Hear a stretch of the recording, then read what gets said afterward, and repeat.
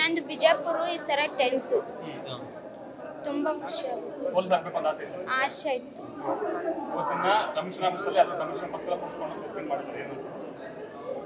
ತುಂಬಾ ಖುಷಿ. ಫಸ್ಟ್ ಭಯ ಆಗ್ತಿತ್ತು, ಈಗ ಎಲ್ಲರೂ ಟಿವಿಲೆಲ್ಲ ಪೊಲೀಸರು ನೋಡ್ತಾ ಇದ್ರೆ ಮತ್ತೆ ಎದುರುಗಡೆ ನೋಡ್ತಾ ಇದ್ರೆ ಏನು ಅನ್ಸುತ್ತೆ? ತುಂಬಾ ಖುಷಿ ಆಗುತ್ತೆ. ಸಮಾಜದಲ್ಲಿ ನಾವು ಒಳ್ಳೆ ಕೆಲಸ ಮಾಡಬೇಕು ಅಂತ ನಾವು ಆ ಥರ ಆಗಬೇಕು ಅನ್ನೋದು ಒಳ್ಳೆ ಕೆಲಸ ಮಾಡಬೇಕು, ಖುಷಿ. ಒಂಥರ ಅವ್ರ ಥರ ನಾವು ಆಗಬೇಕು ಅನ್ನೋದು ಇದಾಗುತ್ತೆ ಸರ್. ನಿಮ್ಮ ಹೆಸರು? ಪಲ್ಲವಿ, ತುಮಕೂರು. ನಿಮ್ದೇನ ಆಸೆನಾ ಪೊಲೀಸ್ ಆಗ್ಬೇಕಂತ? ಜೋರಾಗಿ ಮಾತಾಡಿ, ಏನಾಗಲ್ಲ. ಹೇಳು. ಖುಷಿ ಆಯ್ತಾ? ಖುಷಿ ಆಗಿಲ್ವಾ? ಖುಷಿ ಆಯ್ತು. ಟಿವಿಲೆಲ್ಲ ನೋಡ್ತಾ ಇದ್ದೆ ಪೊಲೀಸರನ್ನ, ಮತ್ತೆ ಎದುರುಗಡೆ ಬಂದು ಇವತ್ತು ಕಮಿಷನರ್ ಪಕ್ಕದಲ್ಲಿ ನೀವು ಕೂತ್ಕೊಂಡಿದ್ದೆ ಪ್ರೆಸ್ ಮೀಟ್ ಅಲ್ಲಿ, ಏನು ಅನ್ಸುತ್ತೆ? ಖುಷಿ ಆಗುತ್ತೆ. ಅಲ್ಲಿ daily additional commissioner, joint commissioner ಕೂತ್ಕೊಂಡು IPS ಆಫೀಸರ್ ನೀವು ಕೂತಿದ್ದೀರಾ, ನಿಮ್ಗೆ ಏನು ಅನ್ಸ್ತಾ ಇದೆ? ಮಾತಾಡ ಖುಷಿ ಖುಷಿ.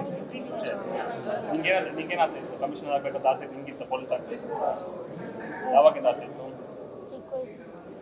ಎಷ್ಟು ವರ್ಷ? 7th. ಜೀವನ್ ಅಲ್ಲ? ಸರ್, ನನ್ನ ಹೆಸರು ವಿಶ್ವಾಸ್. ನಾವು ಬಂದಿರೋದು ಮೈಸೂರಿಂದ. ಏನು ಓದ್ತಾ ಇರೋದು? Sir, 9th standard. ಏನಾಗಬೇಕಂತ ಆಸೆ ಇದೆಯಾ?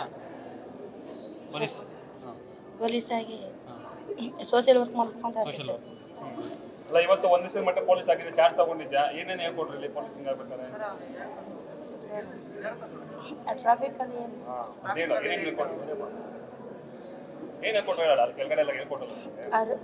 ರೆಡ್ ಲೈಟ್ ಬಂದರೆ ಸ್ಟಾಪ್ ಮಾಡಬೇಕು, ಗ್ರೀನ್ ಲೈಟ್ ಬಂದರೆ ಕಟ್ ಮಾಡಬೇಕು, ಹೋಗಿ ಮುಂದೆ ಹೋಗ್ಬೇಕು.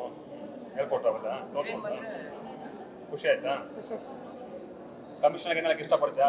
ಟ್ಯಾಕ್ಸ್ ಏನೆಲ್ಲ ಇಷ್ಟಪಡ್ತೀಯಾ? ಸರ್, ತುಂಬ ಟ್ಯಾಂಕ್ಸ್ ಇಷ್ಟಪಡ್ತೀನಿ.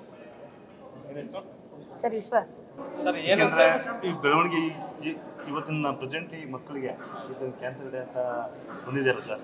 ಈ ರೀತಿ ಪೊಲೀಸ್ ಕಮಿಷನರ್ ಆಫೀಸ್ ಕಡೆಯಿಂದ ತುಂಬ ಮಾಡಿದ್ದು ತುಂಬ ಒಳ್ಳೆಯದಾಯಿತು.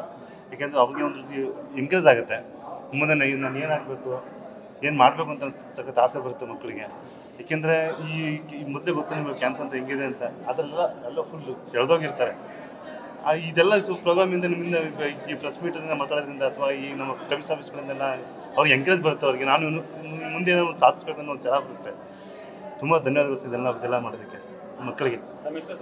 ಸುರೇಶ್ ಸರ್, ನಮ್ಮ ಸುರೇಶ್. ಮಕ್ಕಳಿಗೆ ಒಳ್ಳೆಯದಾಗಲಿ ಅಂತ ನನ್ನ ಬಯಸ ಸರ್ ಅಷ್ಟೇ. ನ್ಯೂಸ್ ಫಸ್ಟ್, ನಿರ್ಭೀತಿಯಿಂದ ನಿಮ್ಮ ಪರವಾಗಿ.